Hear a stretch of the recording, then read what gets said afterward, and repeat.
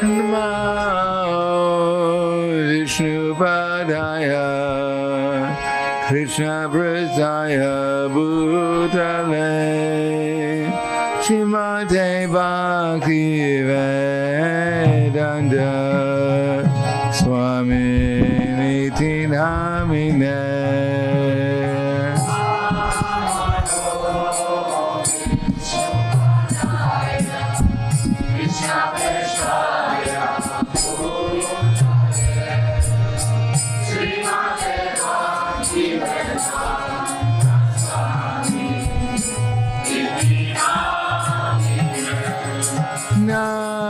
Namaste Saraswati Deve Orhavani Pracharine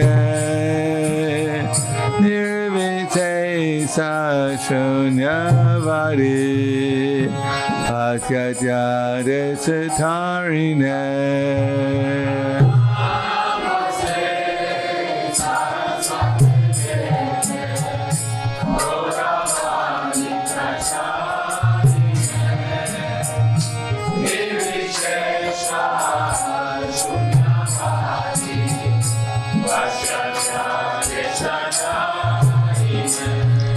Shri Krishna Chaitanya Prabhu Nityananda Shri Advaita Gadadhara Srivasadi Gaur Bhaktavrinda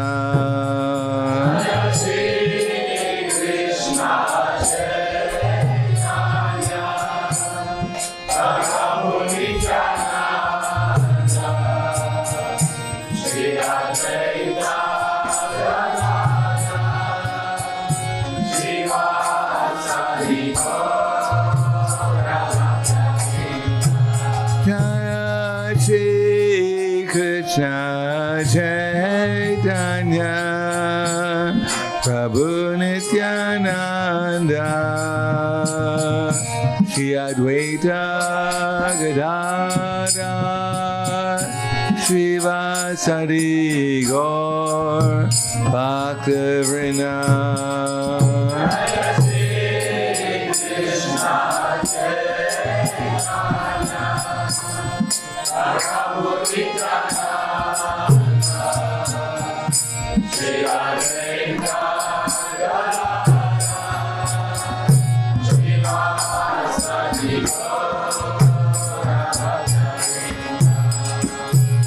Hare Krishna, Hare Krishna, Krishna Krishna, Hare Hare, Hare Rama, Hare Rama, Rama Rama, Hare Hare.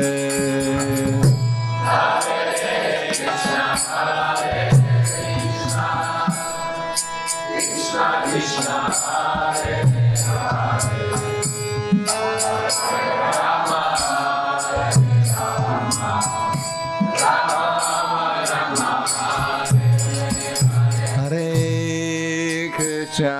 Hare Krishna, Krishna Krishna, Hare Hare, Hare Rama, Hare Rama, Rama Rama, Hare Hare.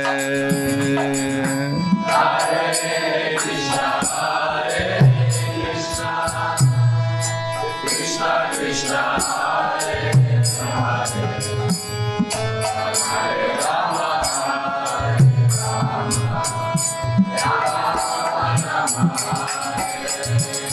Hare Krishna, Hare Krishna, Krishna Krishna, Hare Hare, Hare Rama, Hare Rama, Rama Rama, Hare Hare. Hare Krishna, Hare Krishna, Krishna Krishna, Hare Hare. Hare Rama, Hare Rama, Rama Rama, Hare Krishna, Hare Krishna, Krishna Krishna, Hare Hare, Hare Rama, Hare Rama, Rama Rama, Hare Hare. Hare Krishna, Hare Krishna, Krishna Krishna, Hare Hare, Hare Rama, Hare Rama, Rama Rama, Hare Krishna, Hare Krishna, Krishna Krishna, Hare Hare, Hare Rama, Hare Rama, Rama Rama, Hare Hare. Hare Krishna, Hare Krishna, Krishna Krishna, Hare Hare, Hare Rama, Hare Rama, Rama Rama, Hare Krishna, Hare Krishna, Krishna Krishna, Hare Hare, Hare Rama, Hare Rama, Rama Rama, Hare Hare. Hare Krishna, Hare Krishna, Krishna Krishna, Hare Hare, Hare Rama, Hare Rama,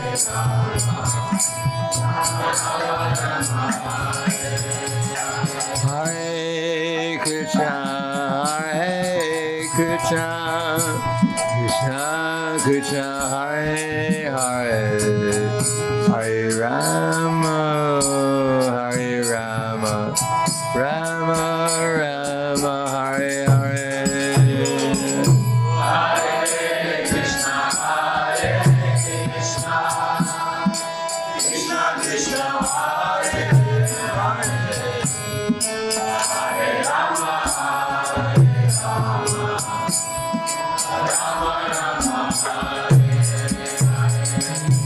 Hare Krishna, Hare Krishna, Krishna Krishna, Hare Hare, Hare Rama, Hare Rama, Rama Rama, Hare Krishna, Hare Krishna, Krishna Krishna, Hare Hare, Hare Rama, Hare Rama, Rama Rama, Hare Hare. Hare Krishna, Hare Krishna, Krishna Krishna, Hare Hare, Hare Rama, Hare Rama, Rama Rama, Hare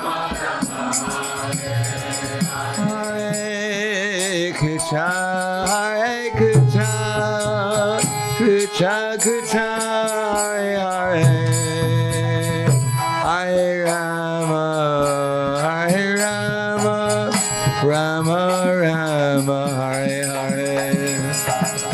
Hare Krishna, Hare Krishna, Krishna Krishna, Hare Hare, Hare Rama, Hare Rama, Rama Rama, Hare Krishna, Hare Krishna, Krishna Krishna, Hare Hare, Hare Rama, Hare Rama, Rama Rama, Hare Hare.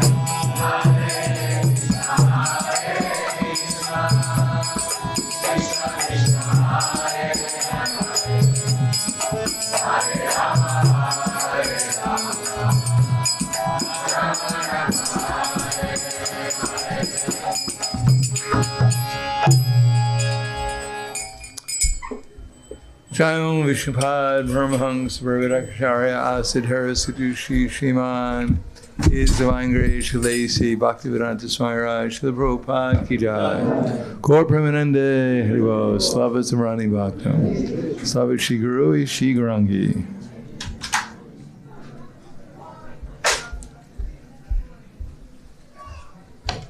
Namo Vishnu Padaya Krishna Prasthaya Bhutaya Srimati Bhaktivedanta Swami Tenamane Namaste Saraswati Deve Gauravani Pacharne Nirvishesha Srinivadi Paskatyade Satarne Om Agyanatamanandasya Gananjana Salakaya Chaksur Militam Yena Tasmai Shri Gurave Namaha Shri Chaitanya Manobishtam Sapitam Yena Bhutale Swayam Rupa Kadamayam Tadati Swapadantikam Vandeham Shigaro Shiyuta Parakamalam Shigaram Vaishnavam Scha Shri Rupam Sagrajatam Sahagana Raganatam Vitam Tam Sajivam Sarvaitam Sabadutam Vrajana Saitam Krishna Chaitanya Devam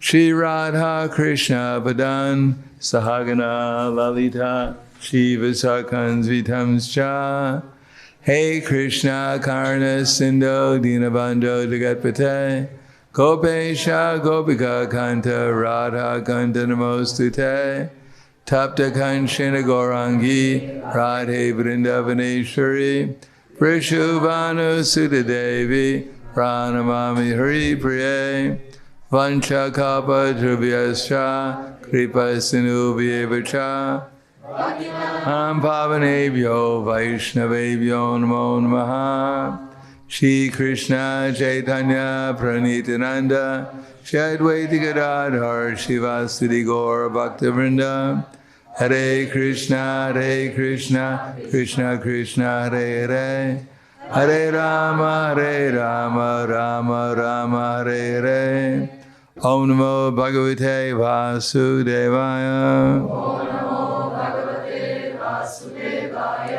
Om Namo Bhagavate Vasudevaya Om Namo Bhagavate Vasudevaya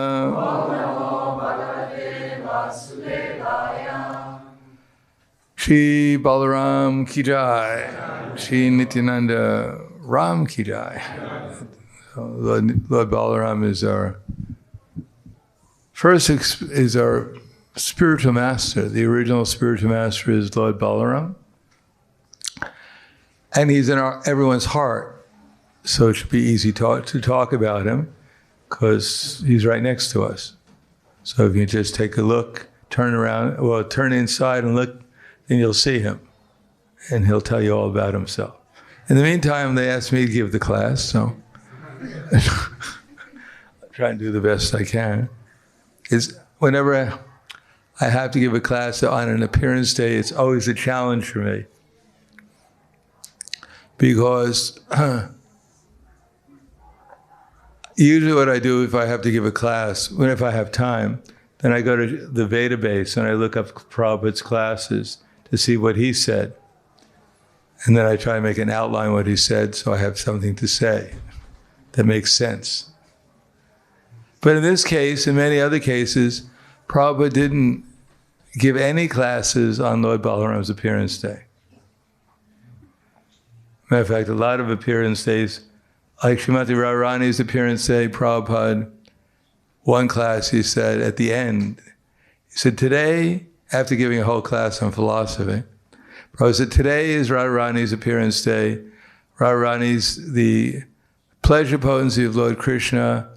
And if you want to approach Krishna the most easy way, then what you should do is you take a flower and you give it to Srimati Radharani and say to Srimati Radharani, my dear Srimati Radharani, you are very dear to Krishna. Please give this flower to Krishna. And then Srimati Radharani gives the flower to Krishna and says, a great devotee just offered me this flower to give to you, so here it is. And then Prabhupada said, thank you very much, and that was the whole class. Because the difficulty is, if we see Prabhupada preach from 1966 until most of the classes between 66 and 76, which is 10 years, and out of those 10 years, actually pastime classes are very, very few. The only one I remember, a complete pastime class was Prabhupada's lecture on Govardhan Puj, and Prabhupada told the entire pastime. 1960, must have been 66. Other than that, so what do we usually do? We usually, to keep the audience awake, we tell pastimes. Because we tell too much philosophy, people say, I already know that philosophy. Or do I have to come to this class to hear that philosophy? But the actual philosophy is what Prabhupada preached, because without understanding the name, just the name, then it's not possible to understand the qualities. And without understanding the qualities, we can't understand the associates or the pastimes, etc., etc. Therefore, philosophy is especially meant so that when we chant Hare Krishna, we remember what Krishna looks like, what Lord Balaram looks like. And then if we can remember even if we don't remember what they look like, Prabhupada once said that when we chant Hare Krishna, one thing we should do is just try and feel Krishna's presence. If we can feel Krishna's presence when we chant Hare Krishna, then we'll be blissful. That would be the best class possible. If we can just hear the holy name and be blissful, we wouldn't have too many questions. So similarly, the difficulty with pastimes is that although sometimes it captures our mind, we don't know how to listen to them in such a way as to actually experience them. And that's the whole idea of Krishna consciousness. It's an experience. Now, our philosophy in Bhagavad Gita is meant to prepare us so that we can experience even this world in Krishna consciousness. In other words, if we are able to put Krishna in our mind and see Krishna as he is outside, how this material universe is actually Krishna's pastime, then the result is that we'll actually be able to feel Krishna's presence while we're living. If we perfectly link our activities with Krishna's pastimes here, then we can feel Krishna's presence even in this world, everywhere, at all the time. Not only that, not only Krishna's personal presence, but everything becomes Krishna's presence. I was convinced of that, especially, Krishna gave me different experiences. One time I was, as I mentioned before, I was the temple president in 1971 of Dallas, Texas. And then I didn't get along, anyhow, by Krishna's arrangement, I became the treasurer. And then I became the head cook. And I was the Sankirtan leader. And I had to collect all the money for the temple. And my temple president liked to spend money. So it was a competition between our Sankirtan party and him spending it on the telephone. And we were losing. And all the brahmacharis that I was a Sankirtan leader of, they all got married. Surprise. And I was the only collector left. And so I didn't like going downtown Dallas, Texas, at that time all by myself, because it was not the friendliest people, at least in my estimation.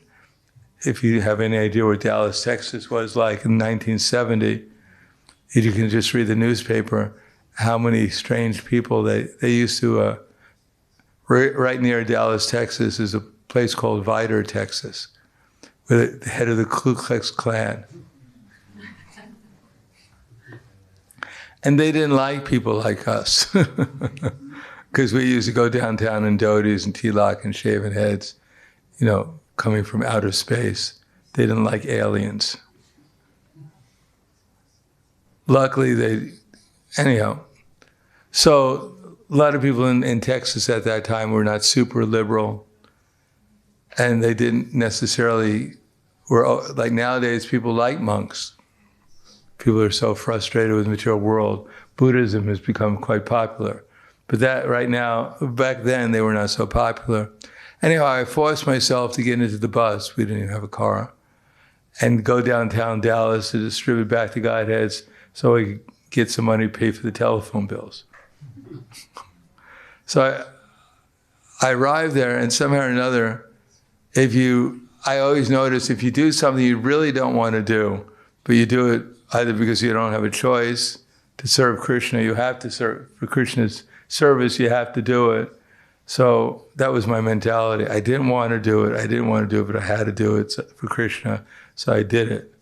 And when I went downtown, I looked around and everyone looked like they came from Vaikuntha. And I was in a completely different world.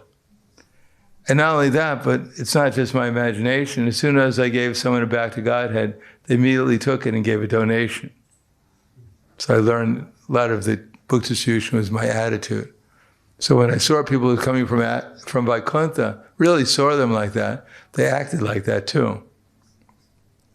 I distributed all the back to Godheads very quickly, collected the money, got on the bus, and I was back in Dallas, Texas again. So a lot of this experience we're having in the material world is all around. We could say imagination, Prabhupada used to say imagination. It's just a lot of it has to do with our expectations. We call that faith.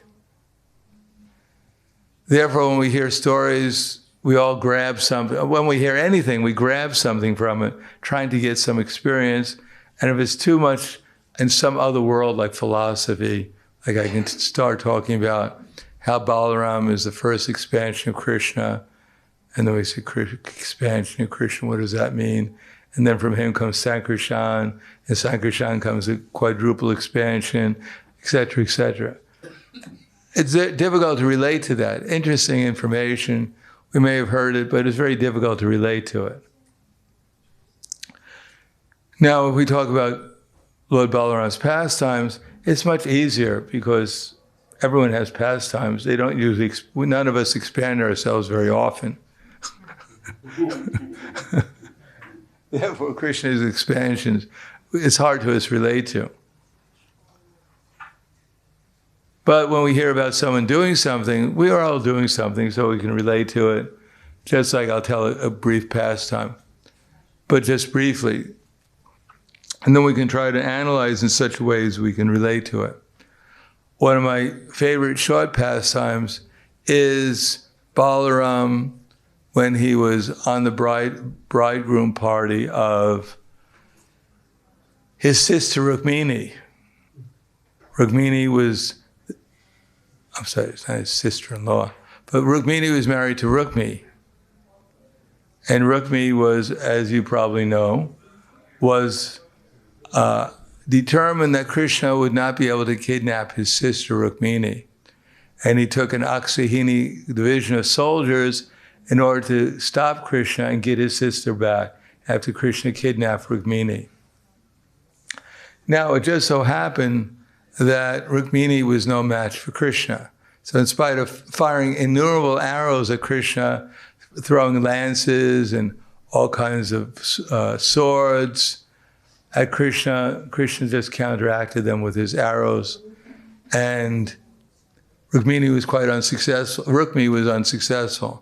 So he got off his chariot and he ran towards Krishna with the sword in his hand, and Krishna, just with his arrow, just cut the sword of Rukmi off, took out his own sword and was going to cut off Rukmi's head. Now Rukmini on the chariot was very disturbed that her brother, who loved her, was about to be killed. So she fell at Krishna's lotus feet with tears in her eyes, begging Krishna to spare her brother. So Krishna did that, and he cut off Rukmi's beard and his hair and made him look strange. Kind of like a hippie nowadays. But back then it wasn't good to be a hippie, was it? Balaram came and chastised, Krishna, why did you do this? He's our brother-in-law after all. Why did you make him so strange? And then Rukmini, he preached to her saying, don't lament so much. This is how Kshatriyas act. Even if they're family members, they're ready to kill each other, etc. So he preached to both of them. But later on, Rukmi, he held a grudge against Krishna because he had made a vow that he would not return to his capital city of Bhogavati, unless he had brought back Rukmini, his sister. Needless to say, he was unsuccessful. Therefore, he was frustrated, and he didn't go back to his capital city.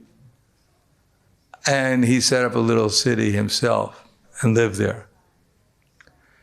Now, Rukmini had a daughter who married Krishna's daughter, Rukmini's daughter, Pradyumna, and Pradyumna had a son, Aniruddha, and Rukmini had a daughter, had a granddaughter, and Aniruddha married his granddaughter, which was common.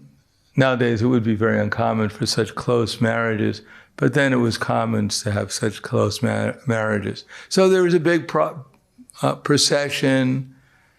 Marriages were much bigger back then. People had more money. They had more, and so there was a big bridal procession.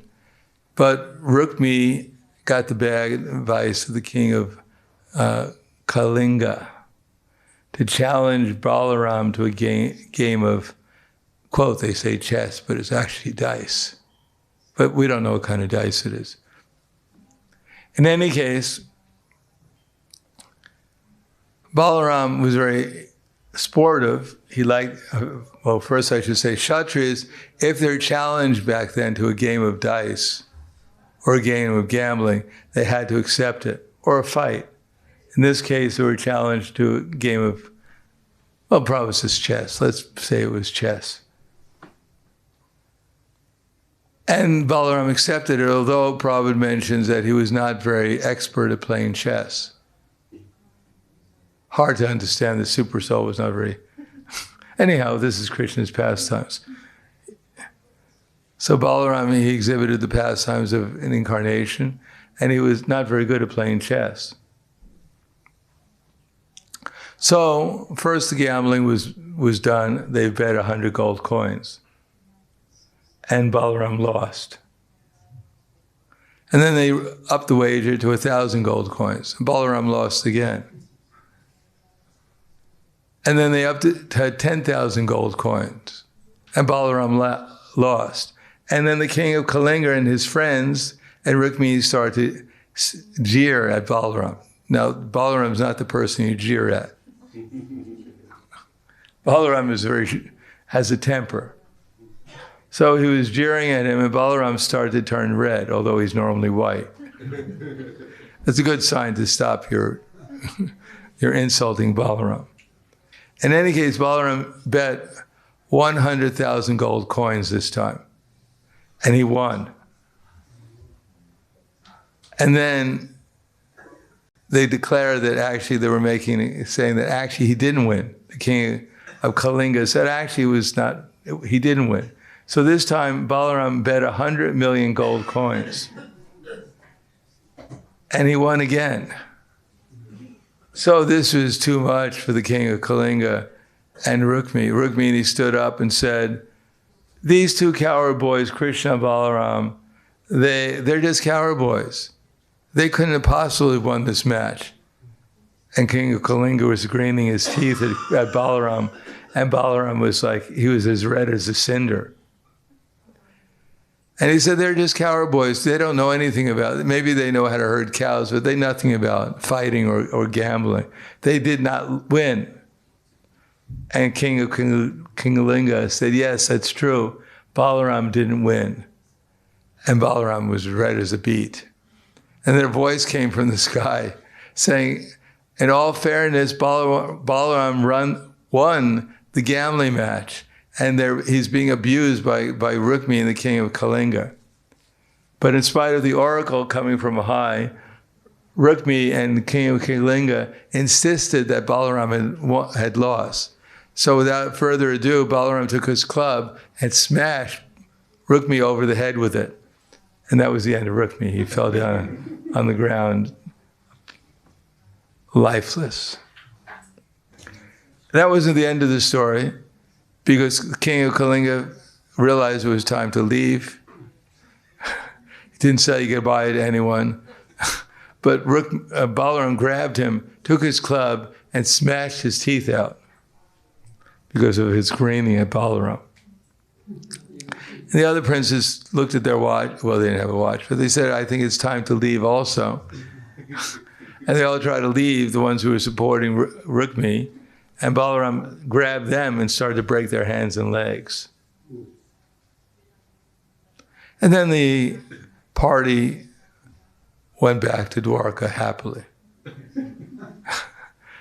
And Prabhupada writes that actually in such occasions, generally speaking, there was a lot of fighting going on amongst the Kshatriyas. It wasn't unusual. Exciting. No, I just told the pastime. I mean, I could spend the rest of the time saying the pastimes.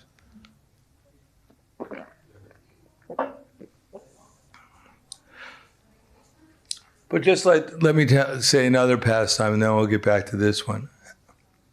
Maybe we have time. My favorite pastime is Dvivida Gorilla. In any case, let's see how we can hear one of these pastimes and get the maximum benefit, even if we don't remember the whole thing. Even remember a little bit. And it's the same way with chanting Hare Krishna. It's the same principle. The principle is to use our imagination. Now, imagination has a bad name nowadays. People think if I use my imagination, then I'm just mentally speculating. But if we use our imagination in Krishna's service, it's called Krishna consciousness. Because in the material nature, we're not creating the images that we see. The material nature is creating them for us. According to the modes of nature, we're situated under the material nature is giving us a vision and experience here.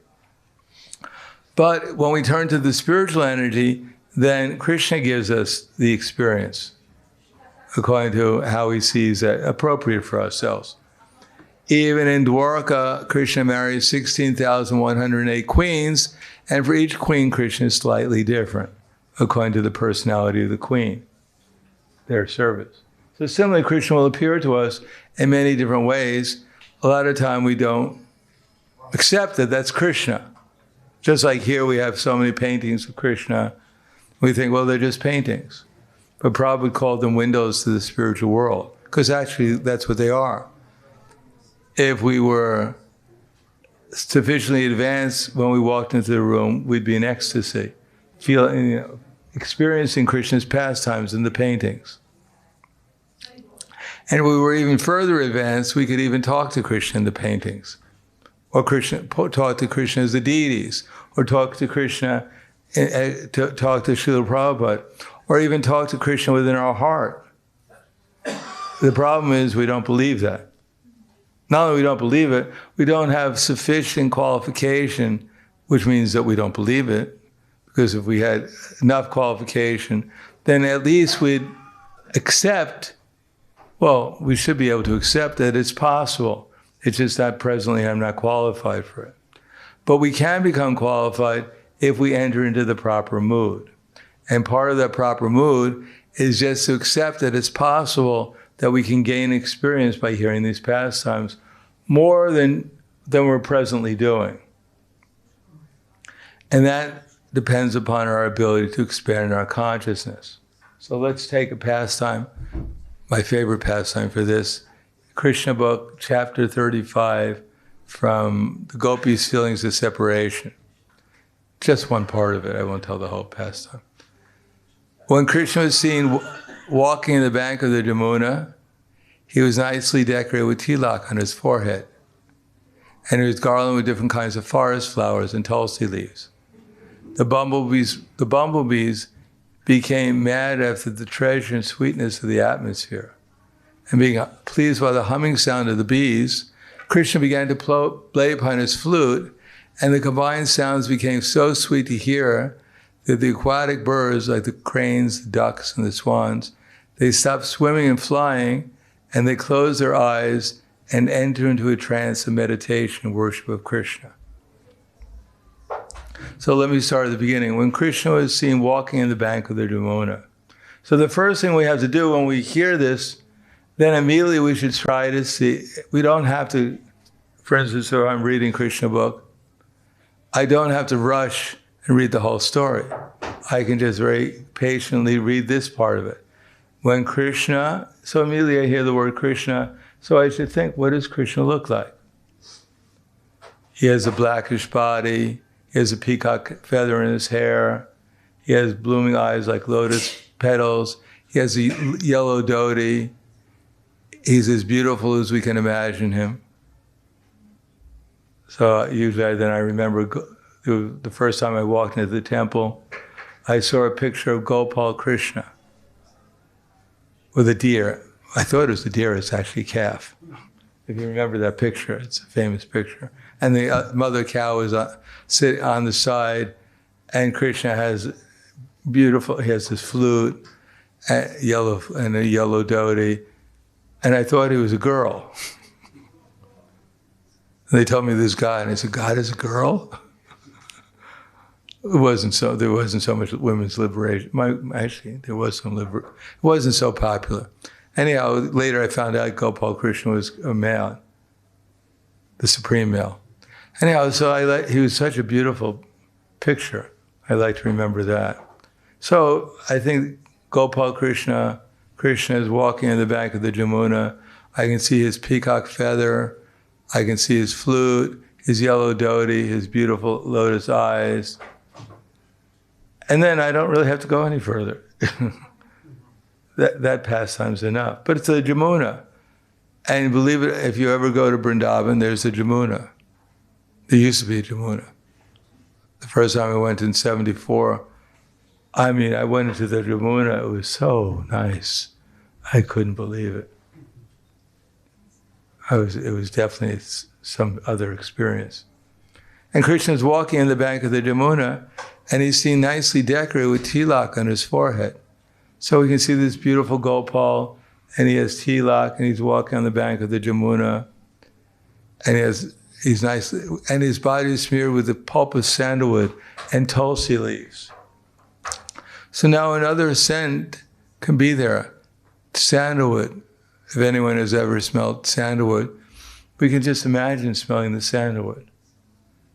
And it says in the purport, not that particular purport, that tulsi in a certain time of the day has a very aromatic scent. And tulsi is so much appreciated by all the other plants in Vrindavan that tulsi has a very special place and a very special aroma. And then Krishna has an aroma like aguru, like musk. Has anyone ever smelled musk? Oh, it's unbelievable. Such a fantastic smell. It says that musk is in the abdomen of a deer, and the deer is going through the whole forest trying to find out where that scent is coming from, although it's right in its own belly.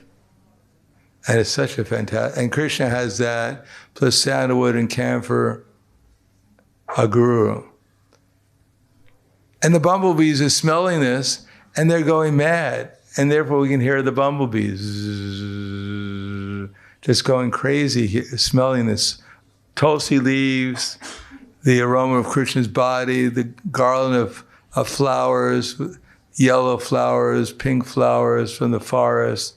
Krishna's wearing them, the bumblebees are humming around. And then Krishna's listening to it, and he's in love with this buzzing of the bees. It's not Krishna saying, oh, bees, get out of here. No, he loves the sound of the buzzing of the bees because they're all his devotees. They're all chanting his glories. So he accompanies them, he picks up his flute, and he starts playing upon the flute. And we can listen to the sound of the flute, any flute sound that you can imagine, that this is actually coming from Krishna. So it becomes spiritual. Just imagine any sound of a flute. And the bees and the bumblebees. And then we see Krishna is by the bank of the Jamuna, and there's swans, there's ducks, there's cranes. Some of them are swimming, some of them are flying, and they're all listening to the music, and they stop swimming and flying. And then they close their eyes, the ducks, the cranes, the swans, and they enter into a trance of meditation, in worship of Krishna. So this is the way of hearing, well, if at least anyone get any experience by listening to this?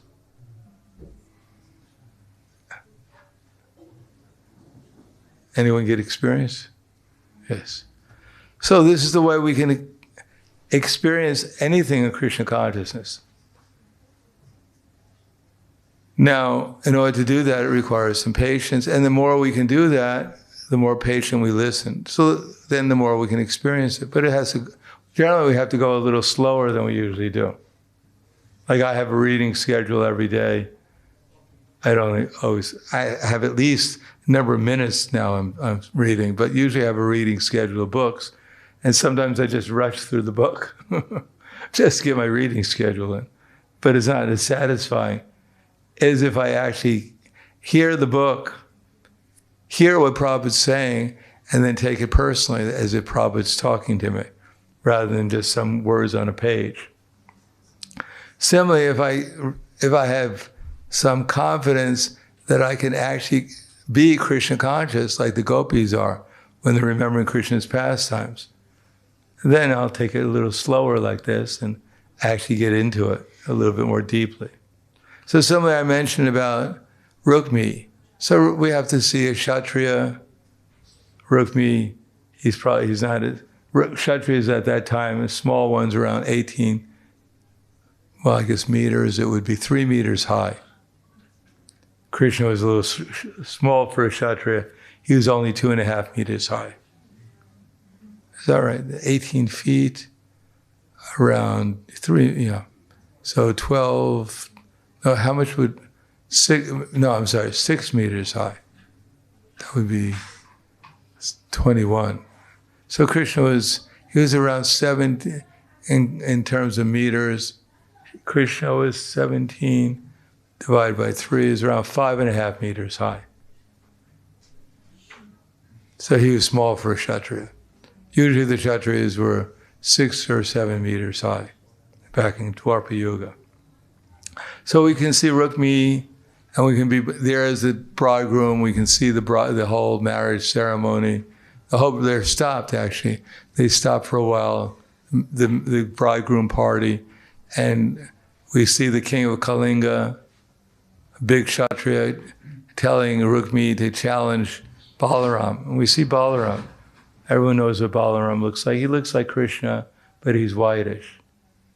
And if we just remember whitish Balaram, it becomes very pleasurable, just remembering Balaram is white. We don't have to remember all the details, but he's white. His eyes are, I believe, are bluish. He also sometimes has a peacock feather in his hair. He's dressed in a blue dhoti, reminds him of Krishna. He has very lotus petal eyes like Krishna. He's compared to a mountain of sapphire and silver. He's compared to a mountain of silver in the Krishna book, in Srimad Bhagavatam. And Balaram, he doesn't know how to play chess so well, but he's challenged, and he's very enthusiastic. And they sit down at the chessboard, so we can see the chessboard, and we can see Balaram on one side, and Rukmini on the other side, and they're playing, and Balaram loses. We see the 100 gold coins, then 1,000 gold coins, then 10,000 gold coins, and then we see King of Kalinga showing his teeth to Balaram. That's something we're all familiar with. And jeering Balaram, calling him just an ordinary cowherd boy. Balaram and Krishna, how they're, all these their friends are all jeering at Balaram. And Balaram's turning red, from white to red.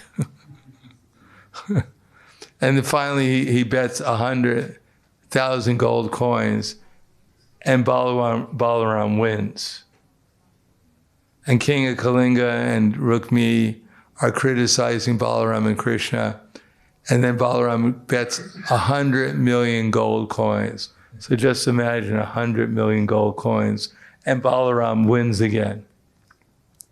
And Rukmi stands up and says, Balaram, Krishna, they're just cowherd boys,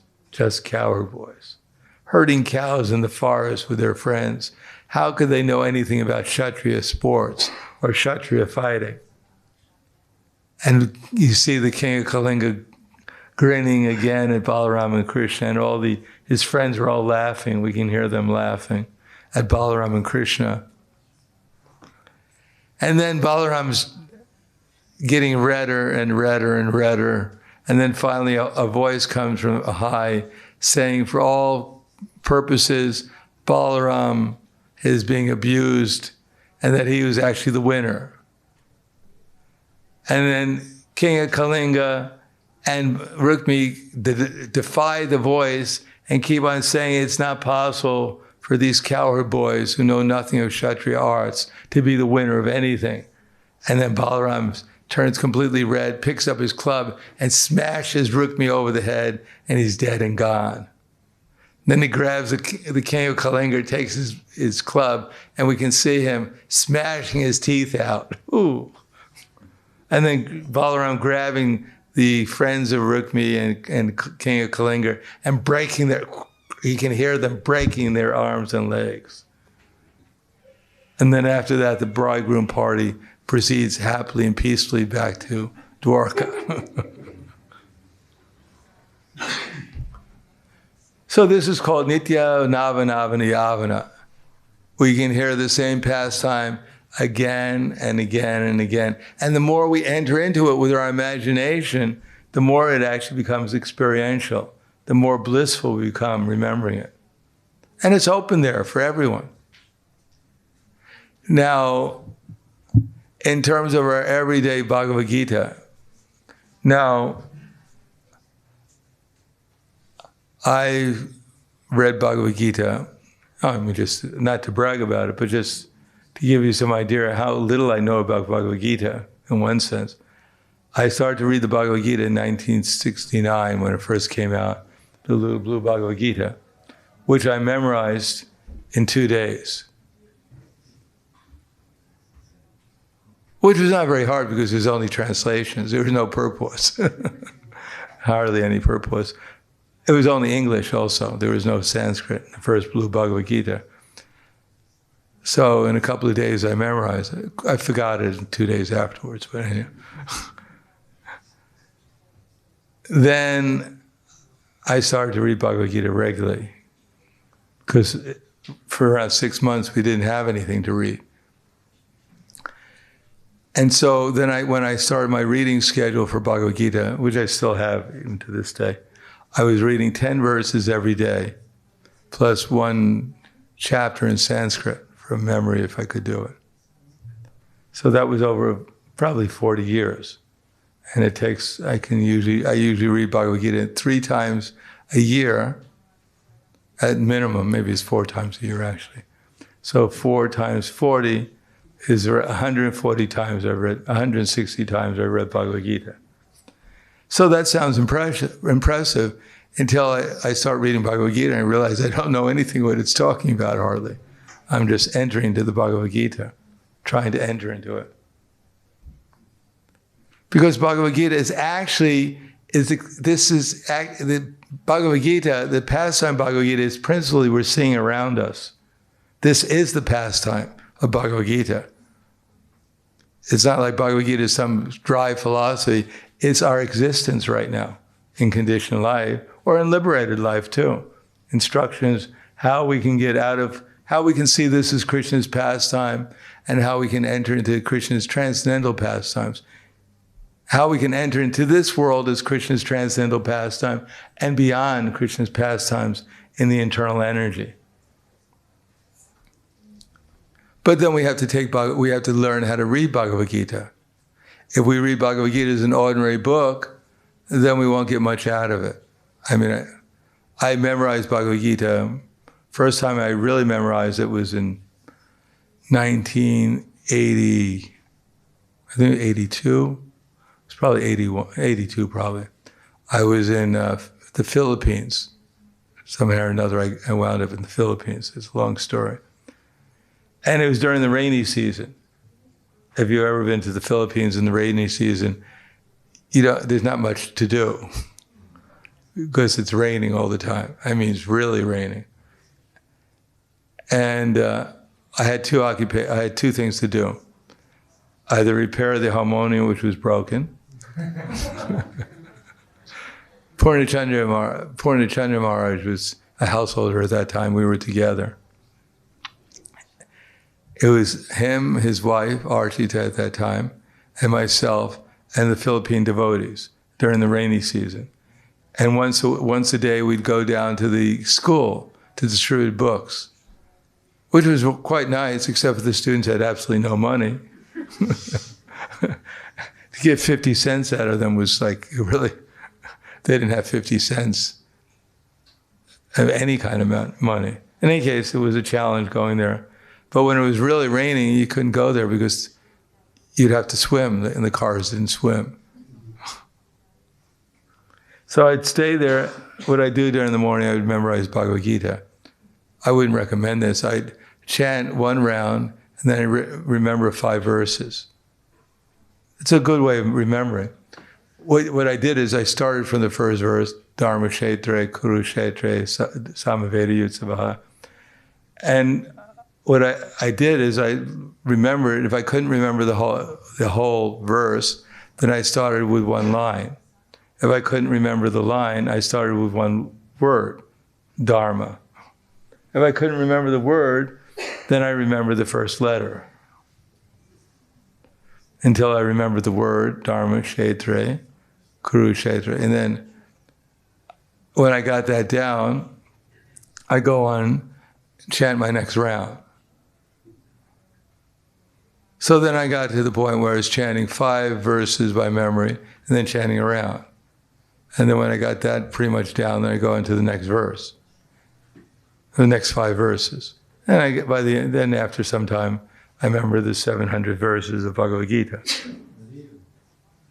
I didn't understand any of them. I mean, I could recite them, it kept me busy. But in terms of realizing what they were talking about, I mean, just remembering them wasn't so exciting. I mean, it was exciting, I liked doing it. Then I realized I had to keep on, I forgot them. Then I realized I had to remember Bhagavad Gita again, and I had to recite them regularly, the verses. And then I had to utilize them, because that was my impetus for remembering Bhagavad Gita, because then when I was giving classes, even before that I used to do that anyhow in English. But I give classes, but I'd rely upon the Bhagavad Gita, even if I didn't study for the class, that I knew the verses in Bhagavad Gita, so I could just recite them. But then I realized I had to keep on remembering them. I had to regularly go over them. And then I realized beyond that, I had to actually see what was being said in the Bhagavad Gita.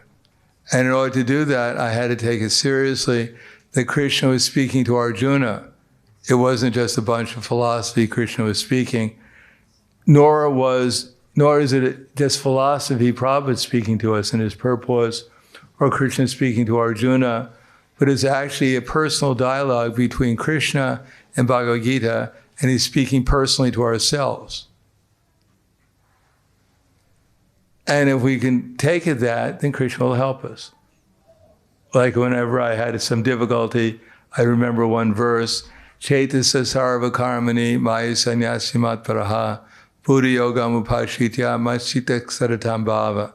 And all activities depend upon me, work always under my protection, in such devotional service, be fully conscious of me. And as soon as I thought like that, I should depend upon Krishna for the results of this activity, then my mind became peaceful, would become peaceful, and generally speaking, Krishna would actually take care of it. He would actually take care of what I was concerned about, and I stopped worrying about it.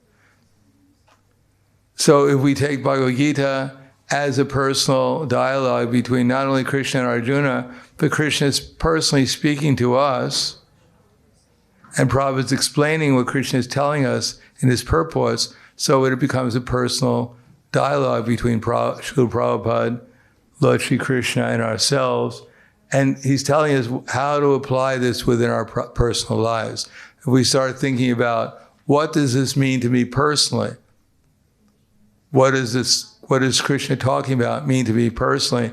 And what does Krishna want me to do on that basis? Then it becomes a personal relation with Krishna, the Bhagavad Gita. And not only that, but it becomes a personal relation with Krishna in this world. We don't have to wait for the next world or some kind of super realization or whatever. It becomes something we can do personally right now, and it becomes very close to the super soul within our heart. He'll actually help and guide us to remember this, and it becomes, Krishna will give us the experience, how to become more steady, how to become more enthusiastic about our service, and Krishna is very happy to give us that intelligence as he's giving us in Bhagavad Gita. Then it becomes part of our life as Krishna gives us that intelligence. And eventually Krishna, when we apply it in spite of any ups and downs, then Krishna becomes very pleased with us and reveals himself. Then Krishna personally gives us some blessings and we become ecstatic. And then the actual some realizations come. So I'll stop there, thank you. It's not too far away from Lord Balaram because he's a super soul. Any questions or comments? Yes. In terms of Balaram, according to what I said, of course.